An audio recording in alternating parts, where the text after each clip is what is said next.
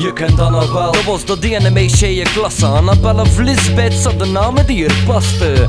Ze is voor iedereen het wie een ander. Ze slangen, ze werd je met haar dodelijke charme. Je kent Annabel, natuurlijk, je was er zat van. Ze was de reden dat je zoveel te laat in je kot kwam. De liefdesbrieven, Bertjes en gedetjes aan je steurde worden blind voor het te geven dat ze feitelijk niet deugden. Je kent Annabel, je bent nog nooit zo verliefd geweest. Ze was de schakel die je lichaam met je ziel verbindt. De jonge tiener, maar je dacht al aan een nieuw gezin. De liefde blind gemaakt tot op de dag dat je moest opnieuw beginnen. Je kent Annabel, ze was je eerste grote vlammen. Het type wat je nooit geen type hebt, sommige platen. Maar voor dat je 6 je beste maanden zo vergeten, totdat je vergeten werd en er direct begon typeren. Je kent Annabel, ze deed je pijzen aan een engel. Je schrapte in je woorden, boek er vliegen aan een single. Je had al vlinders in je buk, hebt maar nog geen die zo kribbelen. Totdat je deur het als een steen en die lieflijk wat kittel. Je kent Annabel, er kost niemand aan haar tippen. De liefde van je leven, er was niet voor op te vinden. Het was gedaan met joderieën, er was grond voor in te spitten. Voor te settelen, dus je settelde totdat ze je liet zitten.